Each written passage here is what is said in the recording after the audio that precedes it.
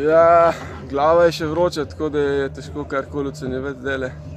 Sigurno je to daleč od želja, kar sem si želel.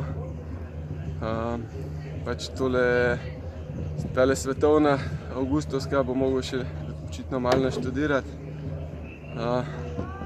Drugače pa tako, kot sem rekel, tekma je glih kar končana, da je težko kakršnokoli analizo delati. Najprej si moram pogledati, kako je tekma izgledala, pa dalje.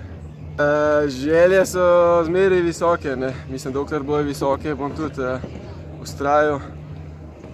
Zdaj, glede na današnji dan je težko karkoli napovedovati.